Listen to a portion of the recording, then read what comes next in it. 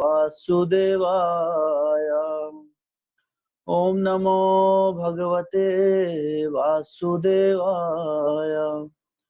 ओम नमो भगवते वासुदेवाय।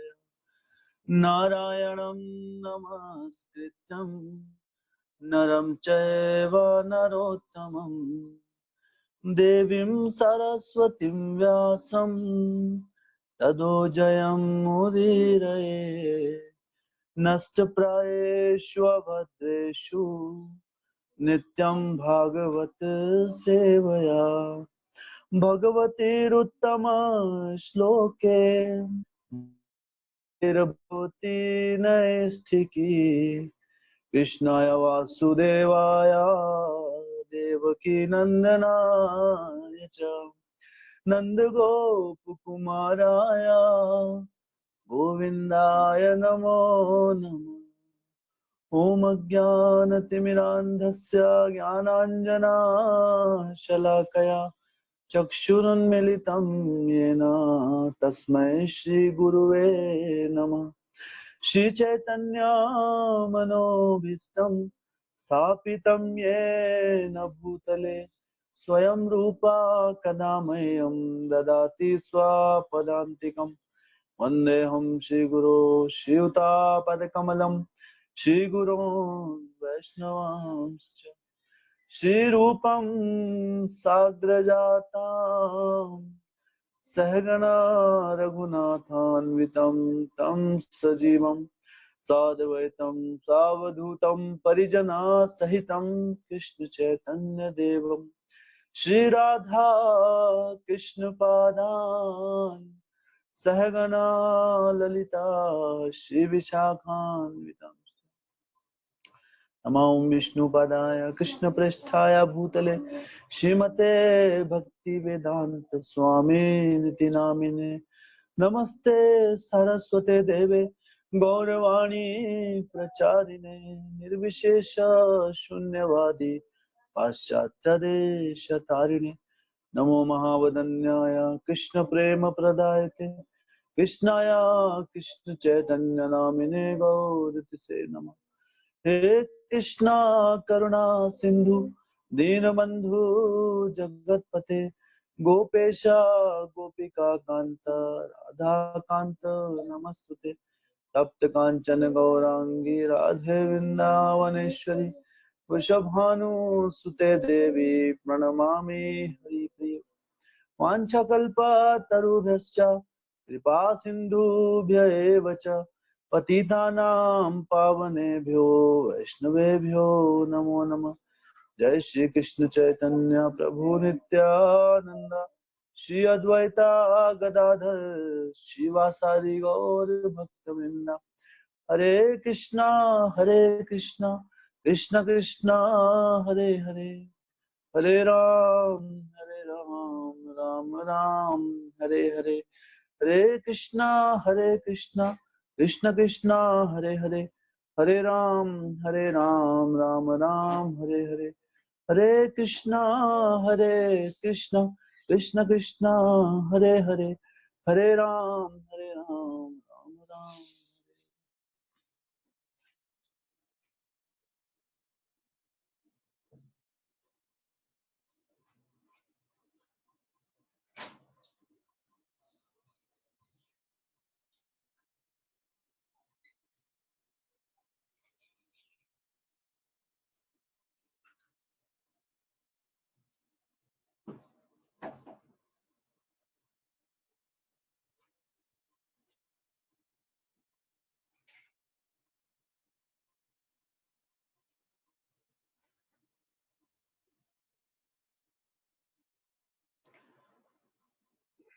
हरे कृष्णा। श्रीमद् भागवतम में हम पहले स्कंद के तीसरे अध्याय में 29वां श्लोक और उसके श्लोकों का आज वर्णन करेंगे। तो भगवान कहते हैं कि जो भी भगवान के गुह्य अवतारों का सावधानी पूर्वक प्रतिदिन सुबह तथा शाम को पाठ करता है वह जीवन के समस्त दुखों से छूट जाता है। जो भगवान का उनका नाम, उनकी कथाओं का श्रवण करता है, वो व्यक्ति समस्त दुखों से छूट जाता है। प्रभुपाद जी लिख रहे हैं यहाँ पे, भगवत गीता में भगवान ने घोषणा की है कि जो कोई उनके दिव्य जन्म तथा कर्म के तत्वों को जानता है, वह इस अस्थाई भौतिक संसार से छूटकर भगवत धाम हो जाता है।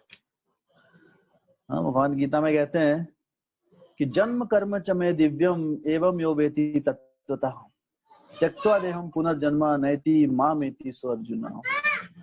ये अर्जुन, मेरे जन्म और मेरे कर्म, ये दोनों क्या है? दिव्य हैं। ये कोई आम लीलाएं नहीं है। और जिस व्यक्ति को, जिस जीव को इस बात पर विश्वास होता है, बस सिर्फ श्रद्धा, इतनी सी श्रद्धा कि भगवान के जो जन्म है और उनकी जो लीलाएं हैं वो दिव्य है, वो किसी आम भौतिकवादी व्यक्ति की लीलाओं जैसी नहीं है। अगर इस बात की हमें श्रद्धा हो जाए तो भगवान आश्वासन दे रहे हैं यहाँ पर हमें, त्यक्त्वा देहम पुनर्जन्म नैति। तो त्यक्त्वा देहम, इस जन्म, इस भौतिक शरीर को त्यागने के बाद, त्यक्त्वा देहम पुनर्जन्म नैति, हमारा पुनर्जन्म फिर से नहीं होगा। तो क्या होगा? मामेति सो अर्जुना, वो मेरे धाम में आ जाएगा। तो भगवान के धाम जाने का बिल्कुल सरल तरीका भगवान ने भगवत गीता में दिया है कि जो व्यक्ति मेरे जन्म और कर्मों को दिव्य समझता है, तो भगवान के जो लीलाएं हैं वो क्या है? दिव्य है। उनका नाम क्या है? वो दिव्य है। भगवान से जुड़ी हर चीज क्या है? दिव्य। वो उसमें कोई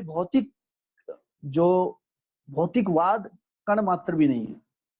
इसलिए भगवान श्री कृष्ण की लीलाओं का जब हम श्रवण करते हैं, तब उन्हें जिस प्रकार हम भौतिक चीजों को अपने जीवन में अपनाते हैं, उसी तरह, उसी चेतना से हमें, क्योंकि जब भौतिक चीजें हम कुछ ग्रहण करते हैं, भौतिक ज्ञान ग्रहण करते हैं, तो उसको हम कैसे भी ग्रहण करें, चाहे उसके लिए हमारी श्रद्धा हो, हमारे लिए उसकी इतनी रिस्पेक्ट हो या ना हो, लेकिन आध्यात्मिक ज्ञान ऐसा नहीं है। जब तक हमें श्रद्धा नहीं होगी पूर्ण रूप से कि भगवान की लीलाएं दिव्य हैं, भगवान दिव्य हैं, उनका नाम दिव्य है, उनका धाम दिव्य है, उनसे जुड़ी हुई हर चीज क्या है? दिव्य है। जब ये श्रद्धा हमारे अंदर होती है, हमारे अंतरंग में, तब इस श्रद्धा के साथ जब हम श्रवण करते हैं, तब क्या होता है? त्यक्त्वा देहम पुनर्जन्म नायति मामेति सो अर्जुना, कि हे अर्जुन, ऐसा श्रद्धावान व्यक्ति इस देह को त्यागने के बाद फिर से पुनर्जन्म नहीं लेता, मेरे गोलोक धाम में मेरे साथ लीलाओं में भाग लेता है। So this is the formula. तो भगवान यहाँ पे हमको बता रहे हैं। तो आगे भागवतम कह रही है यहाँ पे कि भगवान के विराट रूप की धारणा जिसमें वे इस भौतिक जगत में प्रकट होते हैं, काल्पनिक हैं। भगवान की जो विराट रूप, हमने देखा होगा भगवत गीता में भगवान 11वें स्कंद में, 11वें अध्याय में अपने विराट रूप के बारे में बताते हैं। अर्जुन को अपना विराट रूप दिखाते हैं। तो वो विराट रूप क्या है? उसमें भगवान दिखाते हैं कि सारे नदियां, पहाड़, झरने, सारे देवताएं, सभी ऋषिगण, सब भगवान के में समाये, सब भगवान से निकल रहे हैं, भौतिक। तो भगवान का जो ये विराट रूप है, तो यहाँ बता रही है भागवतम कि विराट रूप, और अगले हम स्कंद में भी इसके बारे में पढ़ेंगे, जो स्कंद है, दरअसल उसमें भगवान के इस विराट रूप के बारे में चर्चा है अत्यधिक। तो उसमें क्या बताया गया कि जो भगवान, जैसे पूरा जो जगत है, इसको भगवान के शरीर से संबोधित किया गया है। जैसे शरीर, जो बड़े बड़े पहाड़ हैं, तो भगवान के अलग अलग बॉडीली पार्ट से उसको कंपेयर किया गया है। जैसे जो हमारे धरातल के ऊपर जो पेड़ है बड़े बड़े, उसको संबोधित किया कि जो भगवान श्री कृष्ण के जो शरीर में रोम है ना, उनके जो शरीर में जो रोम है, जो बाल हैं, उनको उससे संबोधित किया है, जो पेड़, जितने भी पेड़ वनस्पति है। तो ऐसे अनेक, ताकि व्यक्ति हम क्या कर सकें? संबोधित कर सकें, क्योंकि अभी हम उतने सक्षम नहीं है कि भगवान के स्वरूप को जान सके। इसलिए हमको उदाहरण स्वरूप बताया जाता है कि जैसे कि ये जो पूरा पेड़, जैसे हम कहते हैं ना कि मनुष्य ये 4 भागों में बटा, जो सर है वो हमारा क्या है? वो है ब्राह्मण, और जो भुजाएं और धड़ है ये क्या है? क्षत्रिय। उधर पेट, ये क्या है? वैश्य, और टांगे क्या है? शूद्र। तो ऐसे संबोधित, ताकि हमें याद करने के लिए आसान रहे, है ना, कि मस्तक जो है वो सबसे महत्वपूर्ण है, तो वो क्या है? ब्राह्मण। उसके बाद भुजाएं क्षत्रिय, वैश्य और शूद्र। तो यहाँ पर जो विराट रूप है भगवान का, ये भगवान क्या है, हाँ, कि उनकी जैसे गीता में भगवान बताते हैं कि उनकी जो दो आंखें हैं, सूर्य और चंद्रमा उनकी दो आंखों के समान है। तो इसका मतलब ये नहीं कि भगवान की जो आंखें हैं एक जगह सूरज लगा हुआ है और एक जगह चांद लगा हुआ है, ऐसा नहीं है। उनका जो स्वरूप है वो दिव्य स्वरूप है, वो श्याम सुंदर, हाँ, मनुष्य जैसे ही दिखते हैं भगवान। भगवान का ऐसा कोई अलग रूप नहीं है, लेकिन वो संबोधित किया गया है ताकि हम जब हम इन नक्षत्रों का, इनका दर्शन करें, सूर्य देव का दर्शन करें, चंद्रमा का दर्शन करें, तो भगवान को का हमें स्मरण हो जाए उस समय। ये भगवान की आंखें, भगवान के नेत्र हैं। गीता में भगवान ऐसा कहते हैं, मान कहते हैं रसो हम अपसु कौन्तेया, कि जो जल है, जो पानी का टेस्ट है, वो मैं हूँ। तो जब भी हम जल ग्रहण करें तो हमें ये स्मरण हो कि भगवान श्री कृष्ण है। तो इसलिए भगवान ने अपने आप को संबोधित किया अलग अलग। लेकिन ये जो विराट रूप है ये सिर्फ समझाने के लिए है, ऐसा नहीं है कि भगवान विस्तारित हो गए। तो बहुत लोग कई बार ऐसे समझ लेते हैं कि भगवान ने अपना विस्तार कर लिया अभी पूरी ब्रह्मांड सृष्टि में, इसलिए भगवान का अस्तित्व खत्म हो गया। हाँ, तो इसलिए भागवतम इस बार को नकार रही है कि भगवान कोई निराकार नहीं, वो पर्सन है। ऐसा नहीं उनका विस्तार हो गया, वो खत्म हो गए। भगवान की विराट रूप की धारणा जिसमें से इस भौतिक जगत, जिसमें वे इस भौतिक जगत में प्रकट होते हैं, काल्पनिक है। ये काल्पनिक है, ये असल में नहीं। ताकि हमको समझ आ सके। हाँ, यह तो अल्पज्ञों, अल्पज्ञ कौन होते हैं, नियोफाइट्स, जो नए नए लोग होते हैं, जो मतलब अभी थोड़ा थोड़ा जाने हैं, भक्ति मार्ग में आए, अल्पज्ञ। यह तो अल्पज्ञों को भगवान के रूप की धारणा में प्रवेश कराने के लिए है कि भगवान, तो भगवान के डायरेक्ट, भगवान श्री कृष्ण को पूर्ण पुरुषोत्तम भगवान मान लेना ये सबके लिए संभव नहीं होता है। सब लोग डाउट करते हैं ना कि कृष्ण भगवान क्यों है, कैसे हो सकते हैं कृष्ण भगवान, तो छोटे से ना चोरी करते थे, ऐसा भगवान कैसे हो सकता है। तो भगवान को, लीला पुरुषोत्तम भगवान श्री कृष्ण को पूर्ण पुरुषोत्तम मान लेना सबके लिए संभव नहीं हो सकता होता है। तो संभव, तो इसलिए उसको भागवतम क्या बता रही है कि ये अल्पज्ञ, जो अल्पज्ञ है, जिनका ज्ञान बहुत क्षीण है अभी, तो यह तो अल्पज्ञों को भगवान के रूप की धारणा में प्रवेश कराने के लिए बताया गया है, उनका विराट रूप। तो उनके बताया कि जो झरने हैं, नदियां हैं, जैसे झरने नदियां हैं, वो भगवान के शरीर में जो नाड़ियां हैं, प्रवाह हो रहा है रक्त का, उस प्रकार बताया गया है। पर ऐसा, तो इससे क्या होता है, तो लोग सोचते हैं कि भगवान तो भी क्या विस्तार हो गया उनका सृष्टि में और उनका अस्तित्व खत्म हो गया। लेकिन श्रीमद् भागवतम इसका खंडन कर रही है कि श्रीमद् भागवतम क्या है, अमलम पुराणम, इसमें एज इट इज बताया है, तो कोई कंफ्यूजन नहीं है। ये जो है निराकारवाद, इसको हम बोलते हैं कि अभी आकार नहीं रहा, तो उसके लिए कि थोड़ा आकार की हमारे अंदर एक भावना जागृत हो, इसलिए बताया जाता है कि जो पेड़ है वो भगवान के शरीर में जो रोम है उसके समान है, ताकि हम देख सकें, उसका आकार है ना। तो उस चेतना पर लाने के लिए हमें धीरे धीरे स्टेप बाय स्टेप स्टडी बताई है। लेकिन श्रीमद् भागवतम यहाँ क्या बता रही है कि ये अल्पज्ञों के लिए है, जिन्हें, जो भगवान श्री कृष्ण को पूर्ण पुरुषोत्तम भगवान नहीं मान सकते डायरेक्ट, तो उनको बताया जाता है कि नदियां जो हैं, झरने हैं, इस प्रकार भगवान को देखो। लेकिन जो व्यक्ति भगवान श्री कृष्ण, श्याम सुंदर कृष्ण को पूर्ण पुरुषोत्तम भगवान के रूप में अपने जीवन में, हाँ, अपना लेता है, उन्हें इन धारणाओं की कोई आवश्यकता नहीं है। जिसके पास पूर्ण है उसके पास सब कुछ है, हाँ, उसे निम्न ज्ञान की आवश्यकता नहीं होती है। तो यहाँ बता रहे हैं कि ये तो अल्पज्ञों के लिए है, लेकिन वस्तुतः भगवान का कोई भौतिक रूप नहीं होता।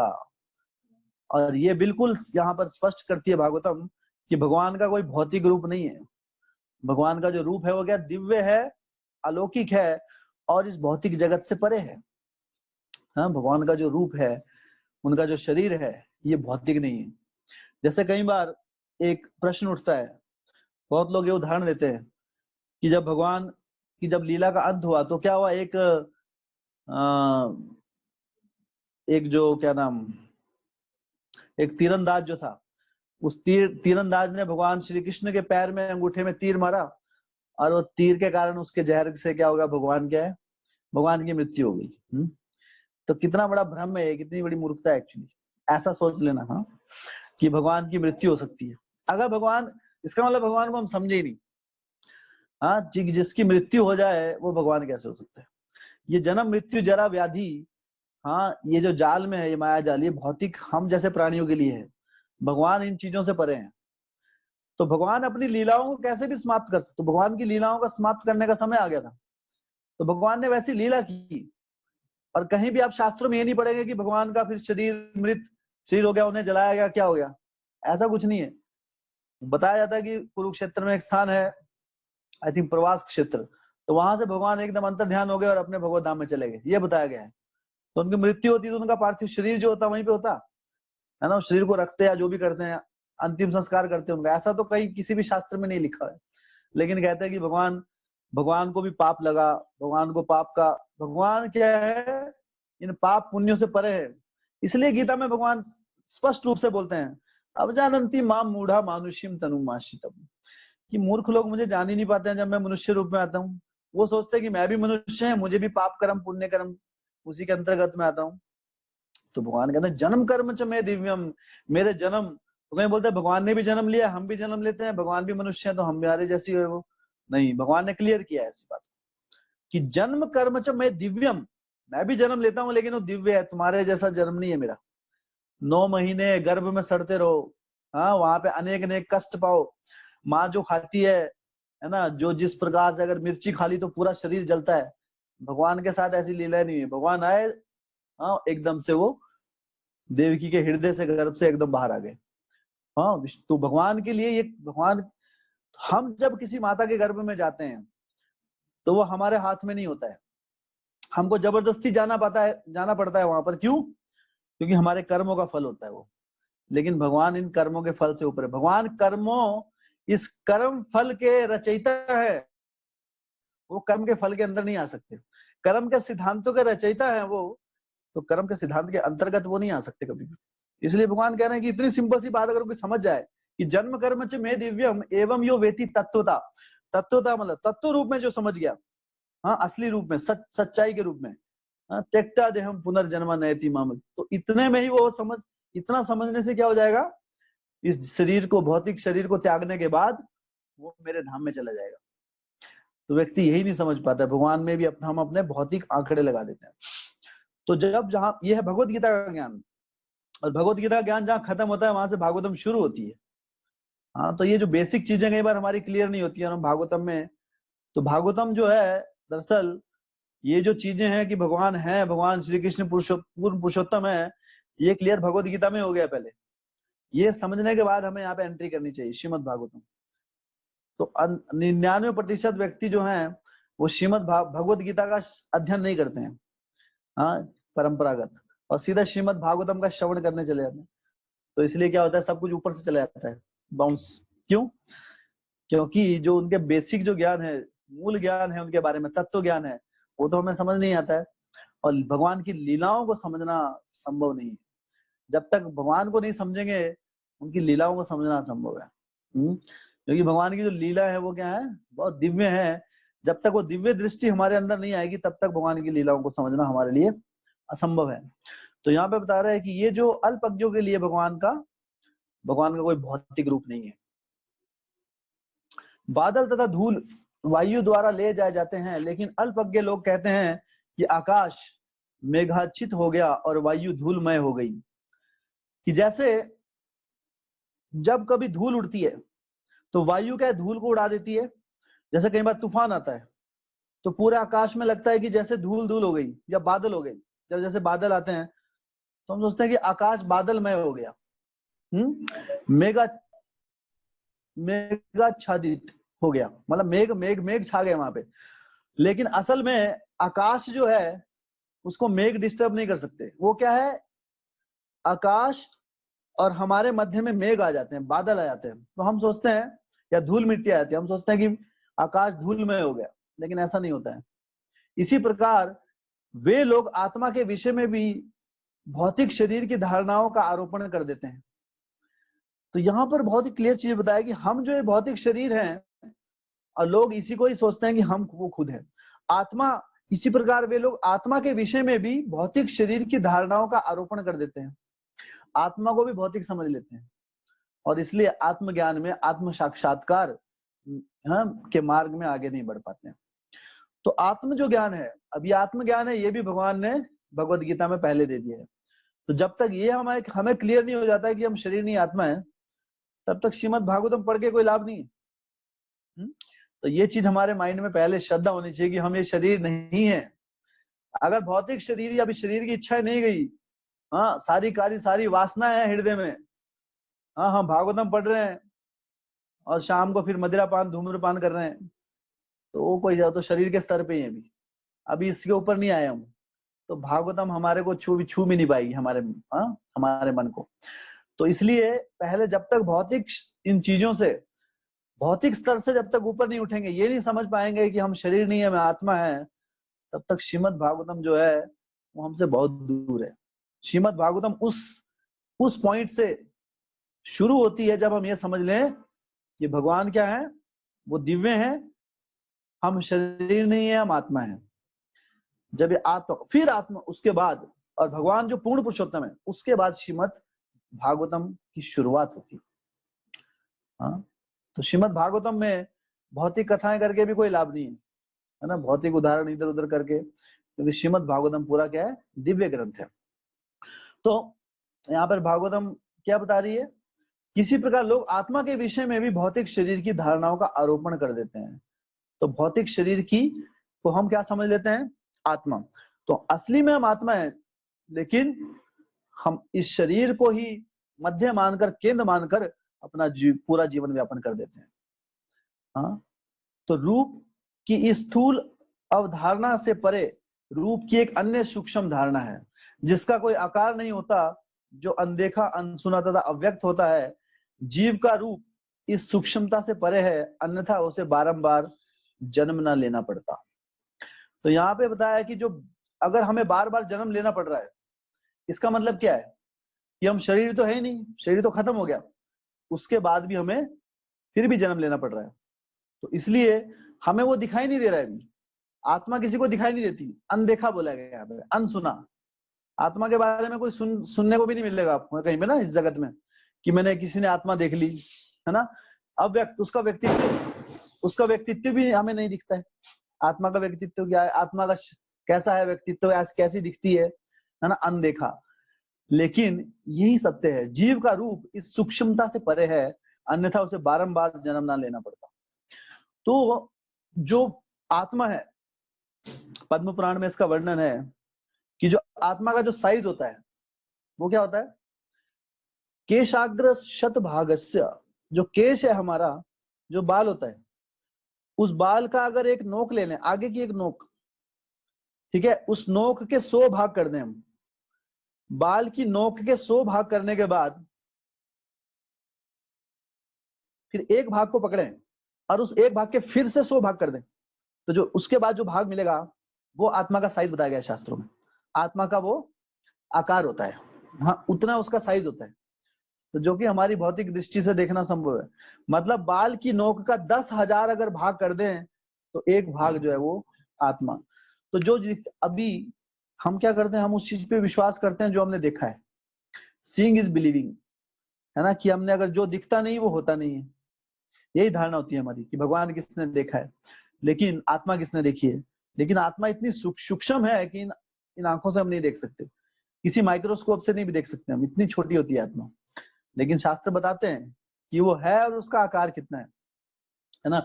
अगर किसी को हम चीज को हम नहीं देख पाते, इसका मतलब ये नहीं कि वो उसका अस्तित्व नहीं है। तो आकार जो है, और वो जो आत्मा है अभी संकुचित रूप में होती है, हाँ सिकुड़ी हुई रूप में हमारे, जब इस भौतिक जगत में आती है। लेकिन जब व्यक्ति अपना जीवन आत्म साक्षात कर लेता है और अपने अध्यात्म जगत में वापस चला जाता है, फिर वो छोटी सी आत्मा अपना पूर्ण स्वरूप ले लेती है अपना। हाँ, वो जो भी संकुचित उसमें है वो अपना स्वरूप ले लेती है, उसका जो असली स्वरूप होता है गोलोक धाम में या वैकुंठ धाम में, फिर वो अपना असली स्वरूप में वापस आ जाती है। लेकिन इस जगत में हम उसको नहीं देख पाते। लेकिन तो यहाँ पे समझा रही है भागवतम कि अपने आप को शरीर मत समझो। अगर हम शरीर होते तो बार बार जन्म ना लेना पड़ता। बार बार जन्म शरीर थोड़ा ले सकता है, आत्मा ही ले सकती है ना। तो यहाँ पे हमको ये समझाया जा रहा है आत्मज्ञान के बारे में। दरअसल हमारी भौतिक जो जड़ बुद्धि होती है, उसकी क्या समस्या है कि हम अपने एक स्तर से ऊपर नहीं देख पाते हैं। हम अपनी इंद्रियों के माध्यम से, जो हमारी ज्ञानवर्धक इंद्रियां हैं, हम जो ज्ञान ग्रहण करते हैं वो किससे करते हैं? हम अपनी 5 इंद्रियों से ज्ञान ग्रहण करते हैं। हम अपनी जो आंखों से जो दिखता है हमें उसी के हिसाब से हम ज्ञान ग्रहण करते हैं। जो कानों से सुनते हैं हम, जो जीवा से हम आस्वादन करते हैं, या त्वचा से किसी को छूते हैं, हाँ, तो ये जो 5, या फिर नास हम किसी को स्मेल करते हैं, सूंघते हैं, तो ये 5 इंद्रियों से हम ज्ञान ग्रहण करते हैं। लेकिन ये हमारी इंद्रियां ज्ञान ग्रहण करने के लिए उपयुक्त नहीं है। इसका जो इससे अर्जित किया हुआ जो ज्ञान है वो बहुत ही क्या है, वो सीमित ज्ञान है। उस सीमित ज्ञान से हम आत्मज्ञान के बारे में नहीं जान सकते। इसलिए हमें शास्त्र चक्षु की आवश्यकता होती है। इन आंखों से हम जो नहीं देख पाते, वो शास्त्रों की नजर से हमें देखना पड़ता है। तो जब शास्त्र चक्षु, जैसे श्रीमद् भगवद गीता में जब भगवान अपना विराट रूप दिखाने लगे अर्जुन को, तो उन्होंने कहा कि हे अर्जुन, अपनी इन आंखों से नहीं देख पाओगे मुझे। तो भगवान ने उन्हें क्या किया, फिर दिव्य दृष्टि प्राप्त करवाई, तो उन चक्षुओं से देखे, फिर वो दिव्य चक्षु भगवान ने उन्हें प्राप्त करवाए। और जब दिव्य चक्षु ने उपलब्ध हुए, उसके बाद वो भगवान के विराट रूप को देख पाए। तो भगवान को, आत्मा को, परमात्मा को अगर हमें देखना है तो हम अपनी आंखों से, अपनी बुद्धि से नहीं देख पाएंगे। उसके लिए हमें शास्त्रों के माध्यम से हमें आत्मज्ञान होता है और भगवान का ज्ञान हमें मिल पाता है। दरअसल इसका कोई सीमा नहीं है कि कितने करोड़ों जन्मों से इस भौतिक जगत में हम भटक रहे हैं। इसलिए हमें इस जगत के संबंधों को बहुत अधिक गंभीरता से लेना नहीं चाहिए। जितना इस भौतिक जगत की चीजों को गंभीरता से लेंगे, उतना हम आत्मज्ञान से, अपने जो असली ज्ञान है, तत्व ज्ञान, उससे दूर चले जाएंगे। जितना हम इस जगत की चीजों को, वस्तुओं को या व्यक्तियों को अधिक से अधिक गंभीरता से अपने जीवन में लेंगे, इस जगत की परिस्थितियों को, उतना ही आध्यात्मिक जो तत्व ज्ञान है उसको हम समझ नहीं पाएंगे। करोड़ों करोड़ों अरबों जन्मों से, अरबों खरबों, प्रभुपाद जी कहते हैं इसकी लिमिट नहीं है, हम कब से हैं। कलयुग का प्राणी इतना पापी है, जिसने कलयुग में जन्म लिया ना, समझो पता नहीं कितने अरबों खरबों से भौतिक जगत में पड़ रहा है वो, है ना, बार बार जन्म मृत्यु के चक्कर में। तो इतने जन्मों में, हर जन्म में हमें माता पिता मिले हैं, हमें भाई बंधु मिले हैं, है ना, और जिसने शादी की पत्नियां मिली हैं, बच्चे मिले हैं। करोड़ों करोड़ों जन्मों में, करोड़ों करोड़ों जन्मों में हमने पढ़ाई की है, बच्चों को पढ़ाया है, उनका भरण पोषण किया है ना। और इस जन्म में भी हम क्या कर रहे हैं, हम वही कर रहे हैं, कुछ नया नहीं कर रहे हैं। तो ये है भौतिक जो है, भौतिक जीवन, वो क्या है, उसमें कोई वैरायटी नहीं है, सेम चीज हर जन्म में एक ही चीज मिलेगी। आप जन्म लेंगे, फिर आपकी पढ़ाई होगी, फिर आपको नौकरी करनी है, फिर शादी होगी, बच्चे होंगे, फिर उनको पढ़ाना है ना, उनका भरण पोषण करना है। दाक्षम कुटुंब भरणम, भागवतम कहती है, उसी को दक्षता माना जाता है। और फिर अंत में मर जाएंगे, फिर से जन्म लेंगे, फिर यही सब होगा। तो हम जो चीज बार बार हो, अभी मान लो, सोचो, इसको सोच के देखिए ठंडे दिमाग से। अभी मान लो आप घर में रहते हैं, अभी कोरोना वायरस का समय है ना, अभी मान लो कोई आपके घर में आता है रोज, एक व्यक्ति, कोई भिखारी है या कोई ऐसा आदमी है जो, अभी मान लो कोई व्यक्ति पहली बार आपके घर में आया, तो आप उसको गंभीरता से लेंगे, है ना, उसको बिठाएंगे, कोई मेहमान है, नया मेहमान, उस, है ना, उसको खाने पीने के लिए पूछेंगे, तो सब कुछ उसका ध्यान रखेंगे आप। मान लो अगले दिन फिर आ गया वो, तो फिर जिस आकर्षण से पहली बार उसको रिसीव किया था, उस, है ना, उस तीव्रता से उसको हम रिसीव नहीं कर पाएंगे। हाँ, उसको खिलाएंगे पिलाएंगे, ठीक है, चलो आप आए। मान लो तीसरे दिन फिर टपक गया वो, तो क्या होगा, फिर वो तीव्रता नहीं रहेगी, तो ठीक है, तो रोज आने लगा अभी। फिर मान लो रोज ही आ रहा है वो, महीना हो गया, 6 महीने हो गए, साल हो गया, रोज आ रहा है, तो कुछ समय बाद क्या होगा, वो आ रहा जा रहा होगा, आपको फर्क ही नहीं पड़ेगा आया कि नहीं आया वो, है ना। वो गेट से अंदर आ रहा, आप देख के अनदेखा कर देंगे, तो रोज का काम है इसका। ऐसे ही करते हैं ना हम, उसको ध्यान नहीं देते हम। अगर इतना ध्यान देंगे तो बाकी काम नहीं कर पाएंगे अपने, बाकी इंपॉर्टेंट काम नहीं कर पाएंगे। लेकिन ये तो हम 1 साल 2 साल कुछ महीने की बात कर रहे हैं, किसी व्यक्ति, हम बोर हो जाते हैं उससे। लेकिन भौतिक जगत, ये माया जाल ऐसा है, करोड़ों अरबों जन्मों से एक ही एक्टिविटी कर रहे हैं, पैदा हो रहे हैं, बीमारियों से जूझ रहे हैं, है ना, एक दूसरे से ना, एक दूसरे अलग अलग संबंध बना रहे हैं, बूढ़े हो रहे हैं, है ना, नौकरी कर रहे हैं, अरबों खरबों अनलिमिटेड शब्द नहीं है कि इतने इतने इतने जन्मों से हम वही एक्टिविटी कर रहे हैं और फिर भी हम बोर नहीं होते, फिर भी बोलते हैं कि अभी जिंदगी में बहुत कुछ करना है, अभी जिंदगी बहुत बाकी है, जिंदगी में अभी तो कुछ किया नहीं, अभी तो शुरुआत हुई है। 50 साल क्या बोलते हैं, अभी तो जिंदगी शुरू हुई है, अभी तो बहुत कुछ नाम काम कमाना है। ये नाम काम हम पता नहीं कितने जन्मों से, तो ये जन्म मिला एक, जिस जन्म में विरले किसी व्यक्ति को जब हमें आध्यात्मिक ज्ञान हो, हमें आध्यात्मिक रास्ता मिल जाए, हाँ, गुरु और कृष्णा की कृपा से, और ये समझ में आ जाए कि वासुदेवम सर्वम इति स महात्मा सुदुर्लभ। ये सुदुर्लभ, पहले तो ये जीवन ही सुदुर्लभ है, ये जीवन, हाँ, कि दुर्लभ मानव जन्म, जो ये मानव जन्म है ये बहुत ही दुर्लभ है हमें, लोग, ये इस संसार में मनुष्य जीवन मिलना ये इतना सौभाग्य की और इतनी दुर्बल चीज है, तो दुर्बल मिलने के बाद उसका शुद्ध भक्ति मार्ग मिलना ये और दुर्लभ है। तो जब ये मार्ग हमें मिल जाए तो करोड़ों जन्म हमने इन चीजों में बिता दिए ऑलरेडी, हाँ, इधर उधर के अपने इंद्रिय भोग में, ये एक जन्म भगवान को दे दीजिए। ये जो एक जन्म मिला है ना, इसको संपूर्ण, इसका एक एक क्षण भगवान को निचोड़कर, हाँ, जैसे बोलते हैं ना, जैसे हम नींबू निचोड़ते हैं, तो नींबू कई बार पहले निचोड़ते हैं उसको हाथ से, है ना, फिर उसके बाद थोड़ा पानी में डुबो के फिर निकालते हैं उसको, है ना, जो अच्छे से समझते हैं ना, जो वेस्ट नहीं करते खाना, तो पूरा निचोड़ निचोड़ के एक एक बूंद उसमें से निकाल लेनी है। तो हमारा जो जीवन है, ये मनुष्य जीवन, हमारे को जो क्षण मिले हैं ये बहुत ही सीमित सीमित क्षण है। हाँ, मान लो अभी हमारे पास 20 साल और है या 30 साल, जो भी, हाँ, या 20 मिनट है, कुछ पता नहीं है हमारे को, तो जितना भी समय, एक एक क्षण, ये एक एक क्षण अगर हम इसको, एक क्षण को हम वेस्ट कर रहे हैं, तो नरोत्तम दास ठाकुर कहते हैं कि हरि हरि विफले जन्म गवाइनु, मनुष्य जन्म पाया, राधा कृष्ण न भजिया, जानिया सुनिया विष खाइनु,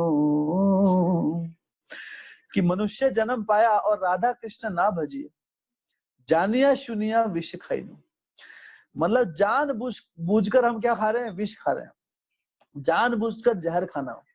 तो अगर भगवान की भक्ति के विहीन अगर हम एक क्षण भी व्यर्थ करते हैं, तो वो जान बूझकर विष खाने के समान होता है।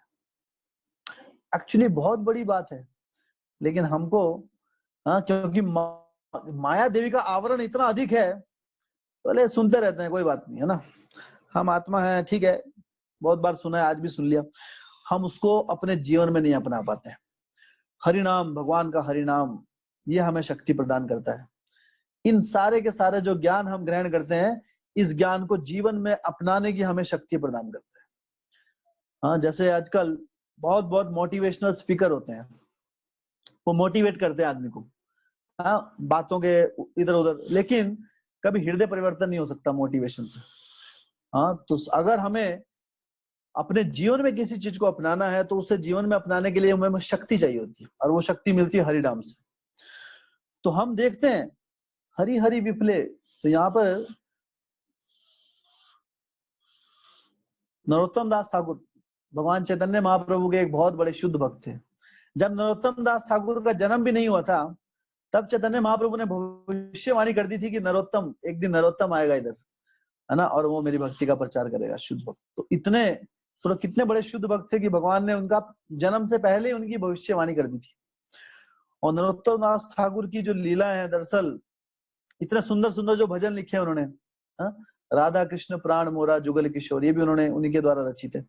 तो भगवान की जो जो ये जो भगवान के जो शुद्ध भक्त हैं, उनके आचरण से उन्होंने अपने, जब वो अपने भाव की स्थिति में होते हैं, तब उन्होंने ये भजन लिखे हैं। ये कोई आम भजन नहीं है। ऐसे कहते हैं, प्रभुपाद जी बताते हैं कि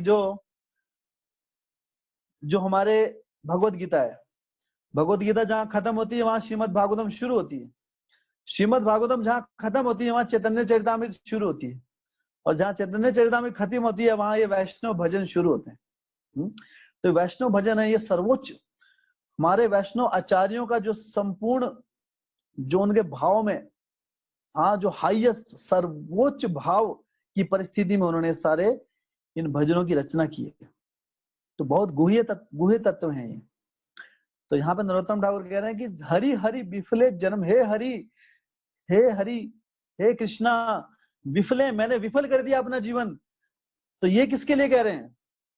वो तो भगवान के शुद्ध भक्त हैं, उनका विफल। लेकिन जब भगवान का जो शुद्ध भक्त होता है, वो उसके हृदय की एक भावना होती है, ये नम्रता। क्योंकि भगवान का जो शुद्ध भक्त क्या होता है? तृणाद अपि सुनिचेना, वो तृण से भी अधिक नम्र होता है।